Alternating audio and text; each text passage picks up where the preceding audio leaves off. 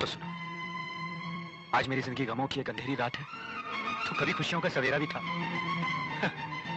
मेरी जिंदगी में रीटा थी, रीटा पर कैंसर। हमने साथ जीने मरने की कस्में खाई थी, मंगनी हुई। 1 महीने में हमारी शादी होने वाली थी तारा, कि वो मनुष्य घड़ी आई।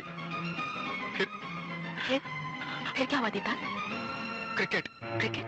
हाँ, हमारे शहर में क्रिकेट का मैच हुआ। किसी ने रीटा और मुझे पवेलियन के 2 पास दे दिए।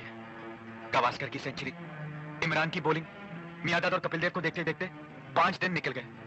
5 दिन के बाद इंडिया तो मैच जीत गई, लेकिन मैं अपनी जिंदगी का मैच हार गया। मैं हार गया तारा। क्या हुआ? 5 दिन के बाद क्या हुआ दीदा? रीटा ने मेरी मोहब्बत को क्लीन बोल्ड कर दिया। मेरे सपने एलबीडब्ल्यू हो गए। मेरी उम्मीदें सिलीमेडोन पर कैच कर ली गई। क्या मतलब? रीटा इमरान के साथ भाग गई।